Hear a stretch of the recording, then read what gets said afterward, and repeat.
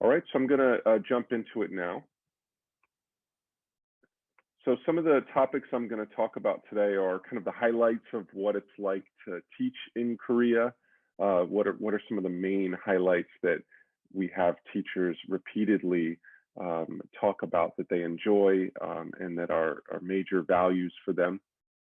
What sets us apart as an organization, Premier TEFL, and the ground team in finding placements and helping people transition to Korea. Of course, we're going to talk about the program requirements, which for Korea can be, pretty significant. We're going to talk about what are the components of the placement program. So what can you expect to receive coming through the Premier TEFL program in terms of your Korea placement and all the other associated elements of it. And then we'll end with some of the frequently asked questions that we get when we're doing this kinds of presentations and questions from participants and from prospects.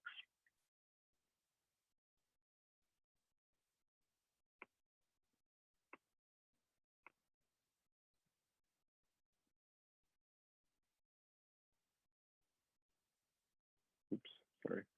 Okay, so Korea is a very futuristic type of country. It's one of the most advanced countries in the world. It's got the fastest internet in the world. They've done studies that show that the internet there is really fast compared to almost any other country. It's a country where it's just the technology, the push of the people. They work together to advance the country. You just get that feeling like everyone is working to take Korea to new heights. It really is a fascinating country, and it's come so far in the last 50 or 60 years. I don't think there's ever been a time in history where a country has advanced so far in such a small amount of time. So you get this feeling that like you're coming to a country that is just as technologically advanced as the one you lived in and grew up in, and so it doesn't have that. It definitely does not feel like a developing country. It's not a developing country, and it feels very futuristic. But even beside that, it is a country with a very rich and ancient history and lots of traditions. And even in a city like Seoul, you see that kind of juxtaposition of modern technology next to kind of ancient cultural richness. And you see those two things like coexisting quite nicely side by side. So they have a very old history, several thousand years, and they're very proud of their history, and they like to perform aspects of their history and culture on a regular basis. So you feel like, yeah, you're in an advanced country, but there's still like culture and history all around you to soak up. So it's a really cool environment. Obviously, I mean, if you're thinking about coming to Korea, then you've probably tried Korean food. And that is probably one of the best aspects. That's one of my favorite parts of living in Korea and visiting Korea over the years is the food. Fashion, obviously. Korea in Asia is seen as one of the fashion centers and even throughout the world. Karaoke is big there, and of course K-pop. And we find that a lot of our participants who are coming to Korea have some connection to or interest in K-pop and in the music scene in Korea, or some aspect of the popular culture is something that appealed to them, which initially drove their interest to come there. So these are some of the main highlights, I would say, of teaching in Korea and the thing that really motivates people to come to Korea.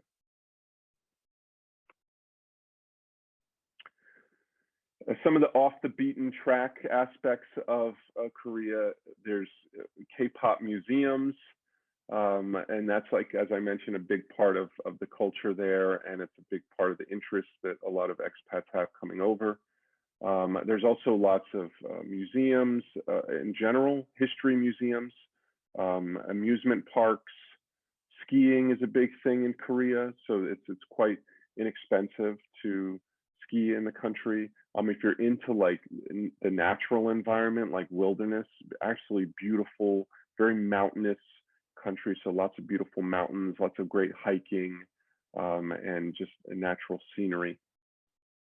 So whether you're into like city life and city things to do, or you're into kind of the natural environment and nature, I think Korea has a bit of everything to suit whatever taste you have. Good question, Randall, and I will definitely get to that throughout this presentation. If you have any questions at the end, feel free to ask.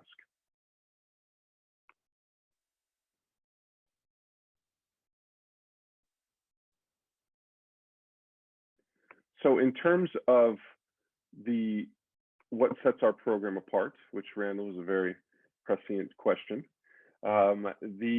one of the major aspects is that we work really hard to place teachers in the kinds of positions that they're going to be successful in. So we really coordinate and work closely with the teacher who's coming over. We don't just say like, okay, here's your placement, take it or leave it. We try to understand the participant, what their interests are, what their capabilities are, and we try to match them with the job that will be the best suited for them. We also have a in-depth cultural orientation, both online before you come over. It's a 1-week online platform cultural orientation that covers history, culture, language, and living and working in Korea. Those are the 4 modules. There's quizzes, there's interactive forums. And then once the teacher arrives, we also have, at times it's a 1-week orientation, but usually it's done over a number of weekends where everyone gets together and does activities. So we go many different places and do activities, and I'll get into what those activities are later on. So we have the orientation both online and in person, and that is something that definitely sets us apart from other organizations. So it's online, and then in person, it's done over several weekends. And then we keep in touch with the participants and make sure that the teachers have a smooth experience throughout their time in Korea. So we check in with them regularly. We host meetups with them to see them in person over several times during their contract. And we also make sure that they have a good experience, and that any kinds of issues with their school or just general kind of issues of life in Korea, that we're there to support them.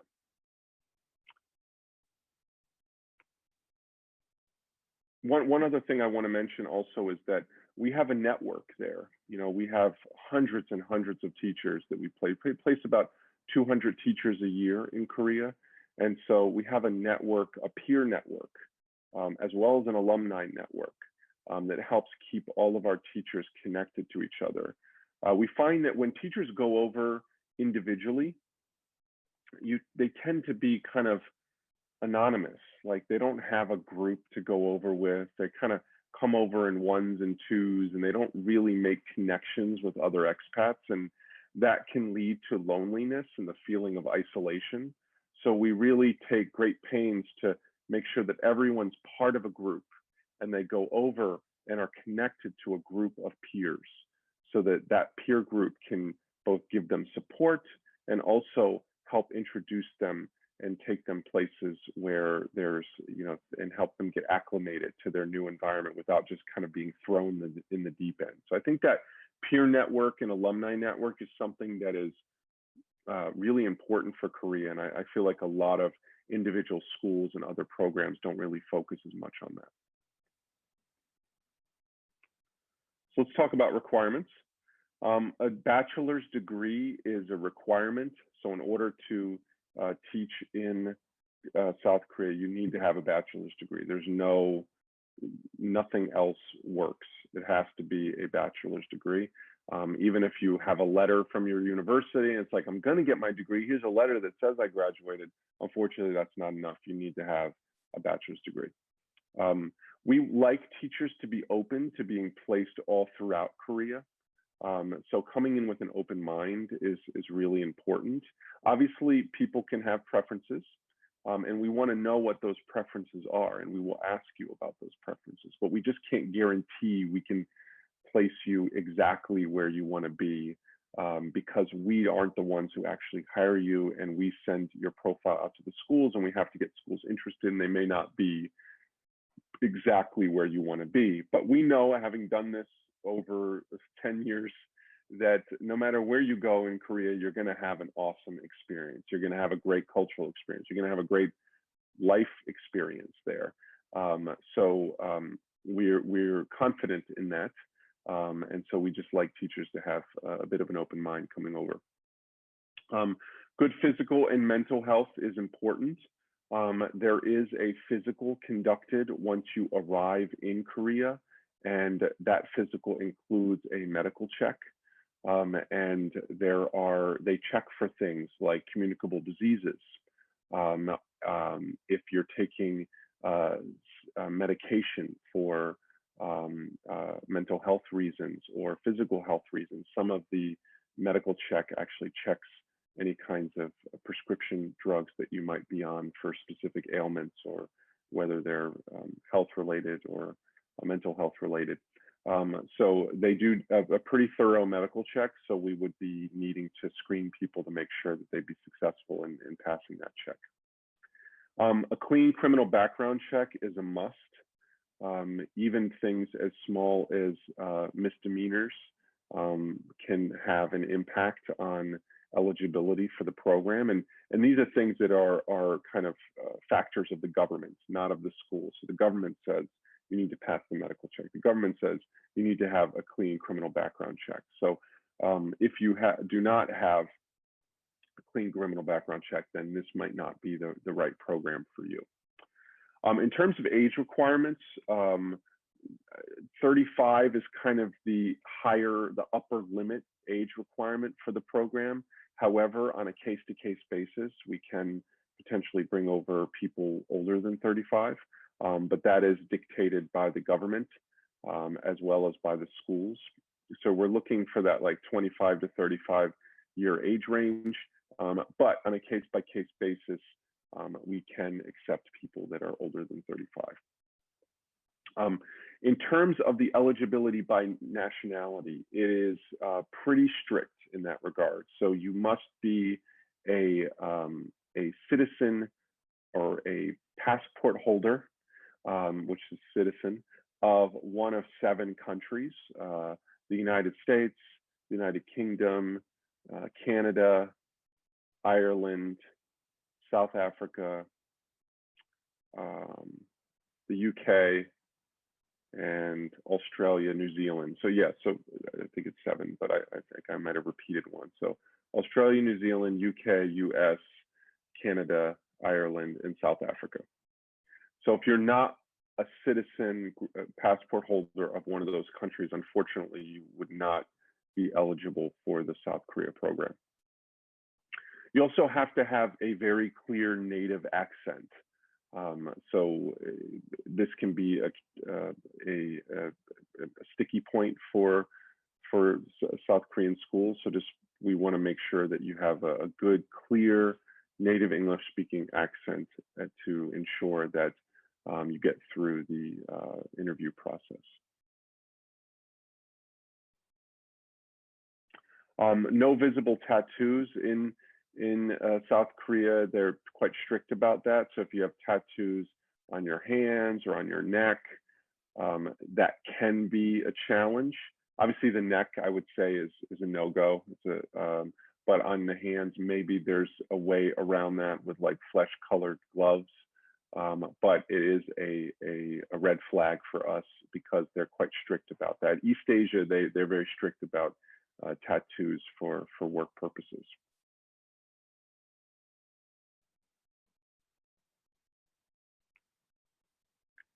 Okay, let's talk about the placement program now. So one of the first steps you'll do through Premier TEFL is you'll take their 120-hour online TESOL course.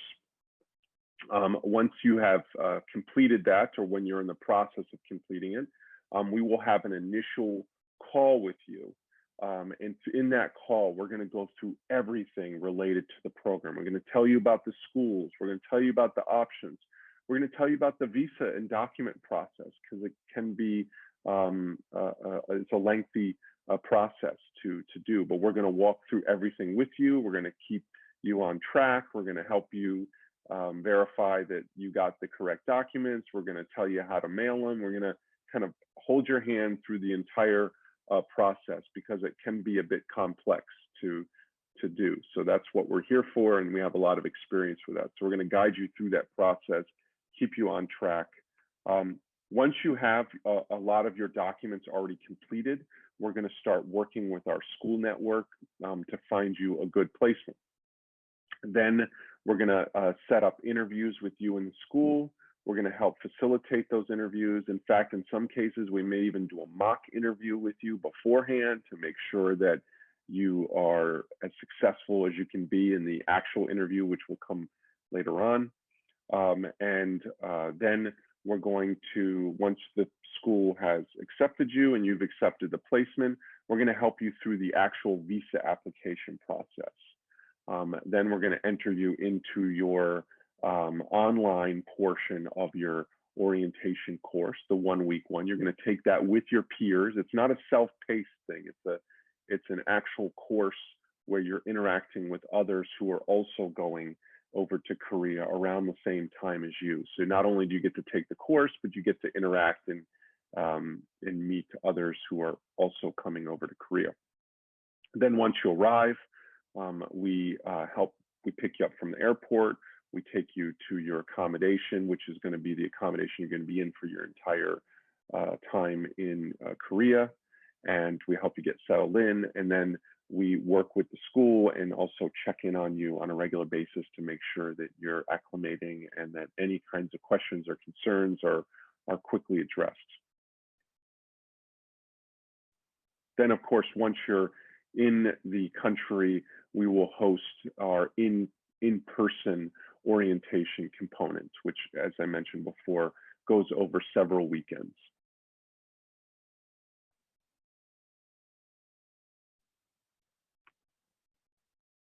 So just to delve into the online culture course a little bit more, as I mentioned, you were talking about Korean history, Korean culture in general, and culture in organizations, which is you're going to be working in a Korean school. So you're going to be working in a Korean organizational, cultural kind of environment.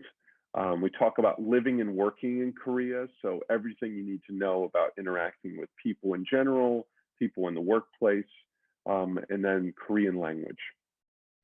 So these are the 4 modules that you will be, and each module has a forum where you're going to post assignments and get feedback from your peers and feedback from the instructor and insights from the instructor.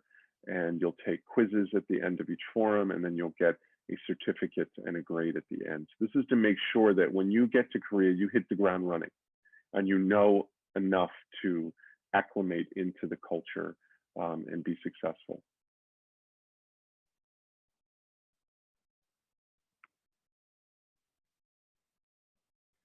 So in terms of where this graphic here kind of gives an idea of where our placements are. We're going to talk a little bit more about salary in a second, but where our placements are, what our placements look like in terms of the breakdown. And I'm going to do a deeper dive into each part of this, but you can see that the Seoul and when we say Seoul, we don't mean like central Seoul. We mean the entire, all the province around Seoul and kind of in that Seoul region of Korea. So that's where the majority of our placements are, is in the Seoul and the greater region.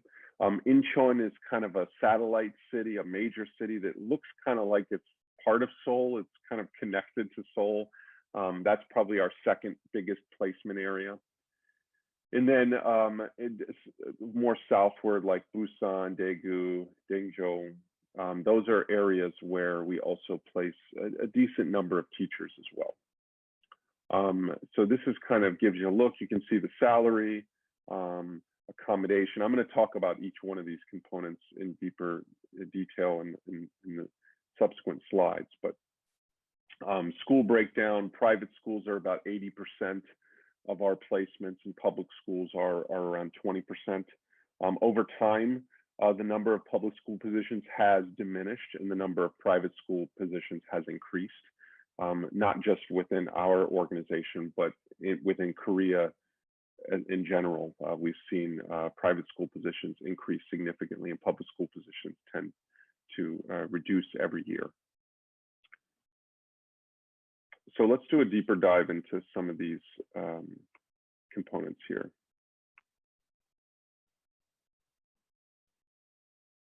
I've already talked about like what to expect. So this is kind of what happens on the initial interviews and all the way through that process. So I'm gonna jump over that part. So contracts, they're always one-year contracts. So when you're coming to Korea, you need to be able to commit to 1 year. That's kind of non-negotiable. Salaries are about 1,700 to 1,900 US dollars per month. Teachers can easily save about 30% of their salary or more because of all the benefits that you get as a teacher in Korea. And the tax is roughly 5%, so it's a lot less than in pretty much every Western country. One of the benefits of Korea that kind of stands apart from a lot of countries is that they have your initial flight to Korea is reimbursed. So you pay first and you get like a certain allotment to spend. And you pay first and you bring your receipt and they reimburse you usually within the first paycheck. So they'll reimburse you for the fare to an extent. Like if you buy like a $5,000 business class ticket, you're not going to get that reimbursed, but you to an extent they will reimburse a full one-way coach ticket fare from whatever your country is that you're coming from. Free accommodation throughout. When you arrive, you are placed in an accommodation near the school that you're going to be teaching in, and that is where you will be living for the duration of your contract. And we're going to get into accommodations more a little bit later, but that accommodation is free. You don't have to pay anything except for electricity and water, which will be like maybe $50 to $70 a month in general, unless you really use a lot of electricity. So your accommodation is free and it's part of your package. You get about 8 to 10 vacation days a year as part of your contract. And then you also get all public holidays. And you'll be working Monday to Friday each week. So you'll have your weekends off. Korean people tend to take the weekends off, so it's very rare for students to learn on the weekends, which is quite different from other countries in Asia. Also, one of the really great benefits that a lot of organizations really don't focus on is once you're finished your 12-month contract, you get a 1-month bonus salary as part of your contract. So you work for 12 months, you get 13-month salary. So at the end of your contract, you'll get a full month salary, severance pay or bonus at the end of your contract. And that's just, you don't have to like reach any targets or anything like that. It's just like, that's what you get for completing your contract. You get that 13-month salary.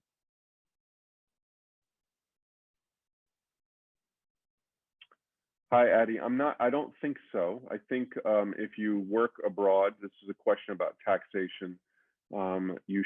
Your earnings abroad should be, it should be tax exempt up to $100,000, roughly around $100,000. So I'm not sure if the U.S. has some kind of special thing, but you should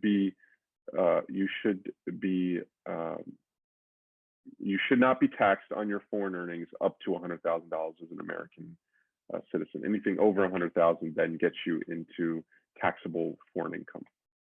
As far as I know, I'm not a certified accountant, but that's my understanding. So let's talk about the different two different types of schools you may find yourself at. The first are private language schools. They're also called Hagwons. And these are schools where students go to after they get finished with their regular school. So the regular school finishes at 2 o'clock, 3 o'clock, and then they go to private language schools to study until like 6 or 7 o'clock, until it's time for dinner. These private language schools are ubiquitous around Korea. And the teaching hours are usually around 10 or 11 till about 7 o'clock. So your day starts at around 10 or 11 a.m. And then it goes until about 7 p.m. So that's usually the hours, although they do vary a little bit. If you're dealing with really young kids, maybe you'll start from 9 or 10 a.m. and you'll finish at 5 or 6 p.m. If you're dealing with older kids, then that gets skewed a little bit later. So private language schools are Hagwons. They get a bad rap sometimes online because there are so many around the country, and also because like people who have good experiences don't tend to talk about them much online, but people who have bad experience tend to really express that online. But as somebody who's worked with Hagwons for years and years and years, and actually is the part owner of a Hagwon as well, they are really good places, and the vast majority of them are run by good managers who take care of their teachers. And so I think that they do get an unfair bad rap, but they actually are just like any language school in any other country. But as a society, Korea does kind of put intense pressure on their children to study. And so sometimes that studying takes is a little bit extreme, and it runs students down a bit. So about 5 or 7 years ago, Korea passed a law that required that Hagwons and private language schools, private tutor centers of all stripes, from science to mathematics to English, that they should close at a certain time, that they should not be open past a certain time. And that really helped a lot to shorten the school day for Korean students, which was they were studying longer hours than almost any students in the world. Yes, Duncan, you would have to have your bachelor's degree done with your diploma in hand to start the process for teaching in Korea. So private language centers are a big source of teaching jobs in Korea, and that's where most of our placements are.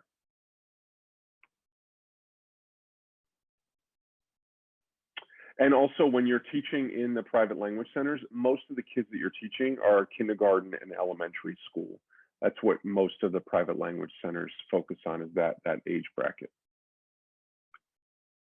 So in the language centers, you're looking at about 8 to 15 students in a class. So it's really not a big classroom.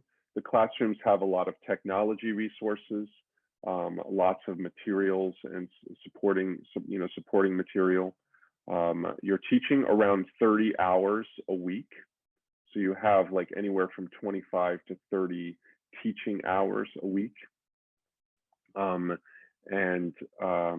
You're generally teaching in a language school that has more than one native English speaker. So you're usually 2 or 3 or more native English speakers with you at the school. The other type of school in Korea is the public school system. And there's 2 main intakes. So for Hagwons, for private language schools, we recruit teachers all year round. Although I will say that December, January is the quietest time of year. But generally, we can place teachers all year round. For public schools, there's only 2 main intakes. While the main one is in March, and then there's a much smaller one in September. And in the public schools, you're teaching, and just like what public schools are like back in your home country. So you're teaching from like 7:30 a.m. to 3:30, 4 p.m. And getting into school a little bit early. Classroom sizes tend to be larger, and they tend to have the same amount of resources that you would find in a Hagwon, but you're teaching not just kindergarten and elementary, but you could be teaching a wider range of students and also at the high school level as well.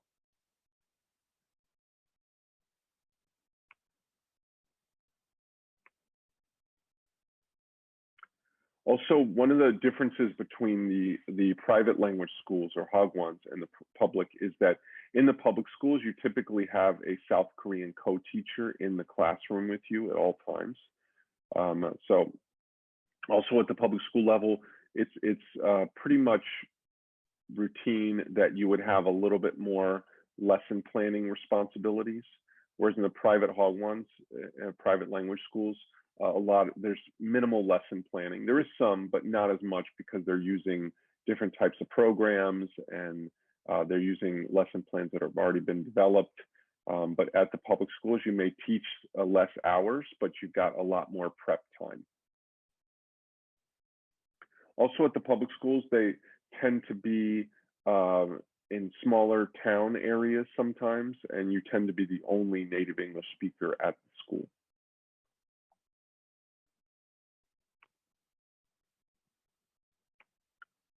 So let's talk a little bit more about the FAQs that we get. A lot of questions obviously is about like, okay, what are the apartments like?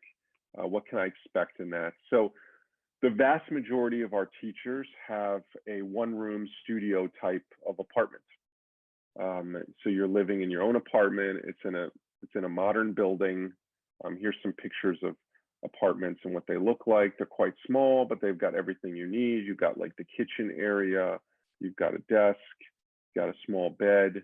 You got a bathroom. A lot of apartments have heated floors because of the winter in Korea, which resembles kind of like the winter in New England in the United States. So it can be pretty cold. So you have heated floors in the winter. Usually there's like a space between the front door and the actual apartment for you to keep your shoes. So yeah, you'll have your own apartment. Will be furnished with the basics, but you may need to get like, you know, additional things that you need. You'll be paying utilities. The bathroom is kind of, we call wet bathrooms. So it's like the shower, the sink, and the toilet are usually all in one area, not like segmented out. So that's something to be prepared for. It will allow you to multitask in the morning, has its plus side. And also you'll be a very short distance, either a walk, a short ride on the train or bus to the school. So the apartments the apartments are sourced by the school. You don't really have any choice. You can't be like, oh, I found this place. Can you? No, they rent the apartment out for you, and it's always a solid, good standard, modern, with kind of usually with a lot of safety involved in terms of like getting into the building, getting into your apartment, and they choose that for you, but it's always a good standard.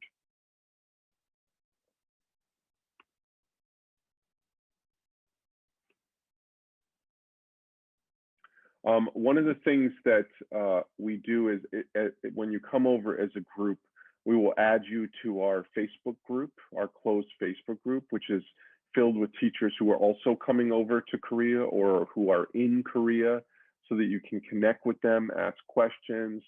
We really encourage teachers who are in country to mentor teachers who are still in the process of coming over to the country, to make sure that everyone has a lot of support and can kind of get as much insight and information as they can from multiple sources within our network, not just us as the program providers, but also their peers who are on the ground teaching in country.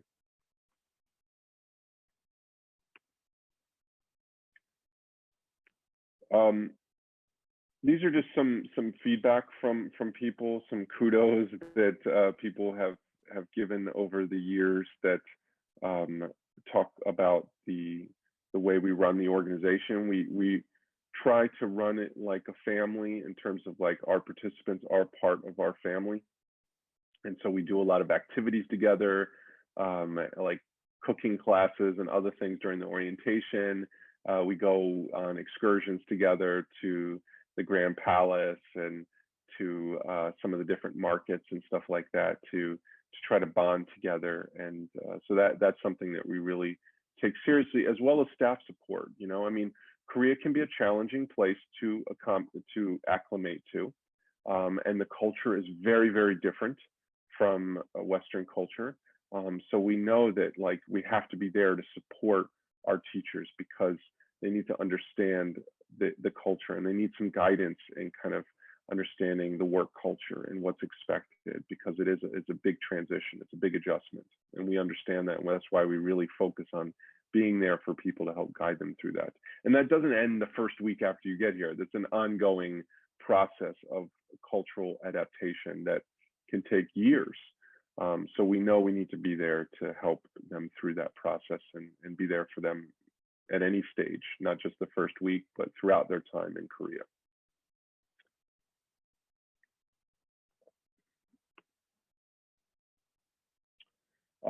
Good question, Addie, in terms of ethnicity requirements. No, there are no specific ethnicity requirements. It really comes down to your nationality. It really comes down to what passport you hold. That is the major requirement. But within that kind of nationality requirement of the 7 native English speaking countries, there are no specific ethnicity requirements. So what are some of the most challenging things that teachers often face?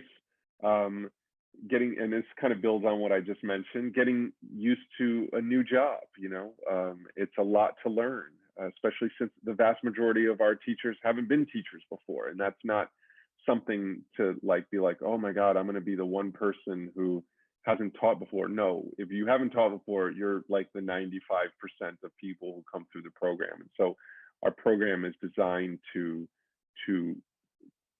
fit that type of profile. So it's okay. But it's a lot to learn, and there's a lot of anxiety that goes with that. And we understand that, and we want to be there to support people through that. Adapting to living in a new place, understanding the local culture, particular work culture. As I mentioned before, that is a big adjustment. The Korean organizational culture is a lot different from, say, for example, the American organizational culture, and that's something that is part of the value of this experience in the first place, because you're going to be in a totally different environment. But it does take some adjusting. We understand that, and that's what we're here for. Patience is also important throughout this process, and I think patience is probably on the rise since COVID. You know, I feel like the world has gotten a little bit more patient from COVID. Maybe that's one of the only that I can think of plus side of things. There are unexpected things that happen in Korea, things that happen that aren't well communicated in advance, and Korean people kind of are very patient and kind of roll with it. I think a little bit more, roll with the unexpected a little bit better than, for example, Americans, which I'm part of, so I kind of understand that culture the most. So coming through and teaching in a program in Korea does teach you a lot about patience, and you do definitely exercise your patience muscle, because unexpected things happen throughout this process, and also when you're living and working in Korea. And so that's probably one of the biggest challenges people face is with patience. And culture shock. We know everyone experiences some form of culture shock. Sometimes it's minimal. Sometimes it's pretty significant. So we spend a lot of time talking about recognizing culture shock, understanding it, coming to terms with it, overcoming it. And that is something we really focus intently on throughout our program, because it is a natural part of every Teach Abroad program, and Korea is no exception.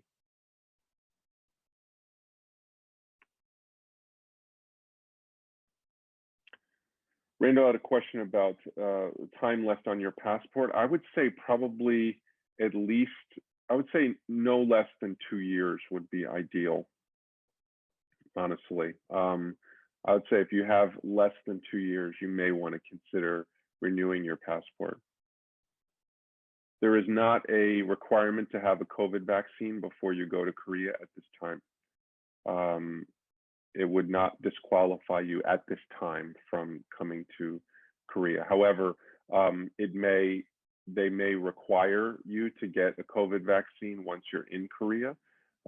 We are still this is still an evolving situation, but there may be a requirement that all teachers in the future in Korea be vaccinated. We don't know that for a fact, but I can see that coming down the pipe, just because they can vaccinate all their teachers, and that will reduce risk to transmission within the school environment. Good question, Derek. So different work culture. I mean, God, I could talk to you for hours about the differences between the U.S. and the Korean work culture. But I would say that it's a much more hierarchical work culture in Korea. So than in America, or than in many Western countries, where the work culture is a little bit more flatter. In Korea, it's more hierarchical, and there's certain expectations of deference and obedience and respect that are paid from the employee or younger to the boss or older. And there are certain kind of norms and expectations of interactions between the boss and the employee and roles to be played between the two that are in some ways unfamiliar to a lot of, for example, Americans or Western culture. So that can take some adjusting to. So that's kind of what I'm speaking to, if that makes sense.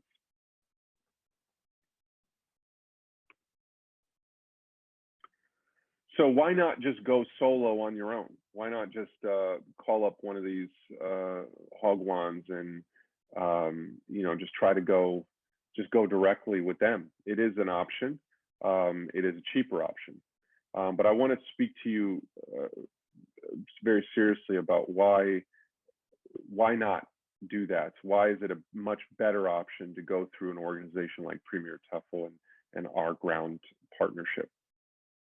Number one, we vet the schools very carefully, especially when dealing with hogwons, which are the majority of placements in Korea. There are a lot of good hogwons, but there are also some really bad ones. And when I say bad ones, I mean ones that are small mom and pop shops that go out of business, or there may be larger organizations, but they don't like to pay their teachers, or they put a very unreasonable burden on their teachers in terms of workload and stuff. And so there are some bad hogwons out there. There are a lot of good ones too. And we've been doing this for 10 years now, and we've brought well over 1,000 teachers to Korea. And we know what the good ones are, and we know what the bad ones are. And we won't work with hogwons that don't treat our teachers well, pay them on time, and respect the work-life balance. And we want them to treat teachers fairly. And sometimes in Korea, it doesn't work out like that. But that's why you would choose to go to an organization like ours and not just go directly through a hogwon. Also, I will say that we work with a lot of larger hogwons that are reputable, and we send them teachers every year by the dozens and even hundreds sometimes. So when you come through an organization like Premier TEFL, I would say that these hogwons would be much more inclined to treat our teachers the right way, because if they mistreat our teachers, we will never send them another teacher, and that will shut off a spigot that is flowing a lot of teachers in their direction. If you come as a one-off person to Korea and try to find a placement, there's no disincentive really for them to mistreat that teacher. But if there is a huge disincentive to mistreat one of our teachers, because we'll never send them another teacher, and a huge source of their recruiting will be completely shut off.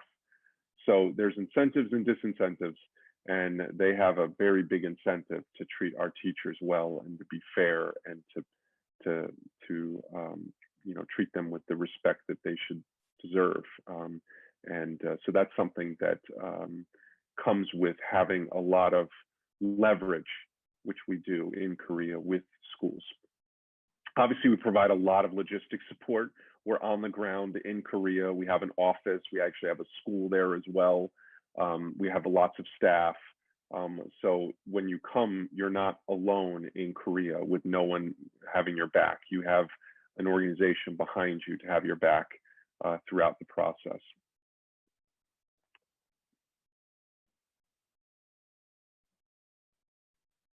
Also, we're going to be able to support you not just in logistics, not just in HR and stuff with your school, but also on the teaching side of things too. We have instructors in country. We have a lot of experience with teaching in Korea. So we're going to be able to advise you on teaching. So if you're struggling on the teaching side, we're also going to be able to support you. And I know Premier TEFL also has their own support for their alumni in the teaching area as well. Duncan asked a good question. Do you find that there's a difference between public school versus private among teachers? Not really. You know, I think that private has its benefits because you don't have to wake up as early. And I know that if you look at the general public, there aren't that as many morning birds as there are night owls.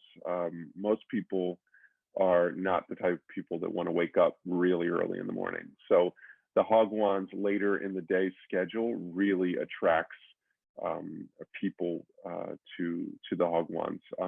But some people really have their mind set on the public school system as well. So I would say it's probably like 50-50 that people come in and but like I said, a lot of people come in wanting public schools end up teaching in Hagwon's because that's what's available. And since the public schools have very limited intakes, and I would say over time, those intake numbers have been declining, not precipitously, but steadily.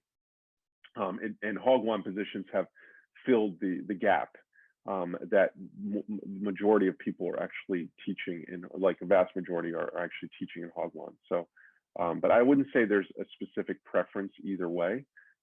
It's just a matter of like coming in, the research you've done, and where you end up might not be where you initially expected to be coming into the program. So yeah, I think going with an organization like us allows you to be assured that you are going to be going with a good organization. And if anything comes up, if there's anything that ever happens, that we're going to have your back. Also, not just your back in terms of HR, but in terms of logistics, helping with the process, and also in terms of teaching. As I mentioned previously, just getting over to Korea, all the documents you need, it's a struggle to do something like that on your own. You can do it, but it is a real challenge. And with us, as I mentioned, we are going to make sure you're on track. We're going to check in with you. We're going to set deadlines with you. We're going to help you through that process. We're going to vet all your documents to make sure that they're good. We're going to help you through the interview process. So there's a lot of kind of consultation and interaction throughout the process to get you over. And I think that can give you peace of mind that like, okay, I've got all my I's dotted and T's crossed. I'm going to get over there.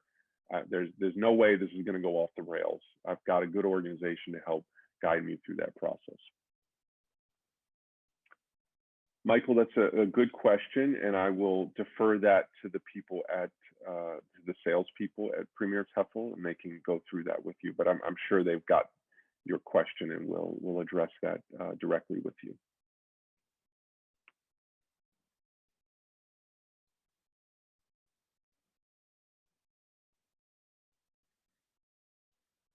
So this is, I've kind of already touched on this, but just to mention, you know, we have a very competitive package that we offer to our teachers, free flights, free accommodation, high pay compared to where else you're going to be in the world. Korea has I think Korea has probably one of the best teach abroad packages that I've seen, you know, pound for pound. And I think that that's, and I've had a lot of experience with teach abroad packages. So, and that 13-month salary really goes a long way, and that's automatic. And then and at the emotional side, obviously having a team in country that's going to help support you through the process. You're going to learn a lot about the culture, not just on your own, but through our program, because we really do emphasize that kind of cultural experience in Korea. We want you to walk away not just having taught and earned some money and saved and traveled in Asia, but that you really got close to the Korean culture and gained some insights into the culture. And because we believe in that process, how when you're finished teaching abroad, you should be a completely different person. It should change your life in so many fundamental ways. And a big part of that is from your engagement with the local culture. And so we want to make sure that that is kind of foremost in your mind, and that you're taking those steps, and that you're having an enriching cultural experience, because that's truly what changes you. Not just the teaching, earning, living abroad, but the cultural engagement.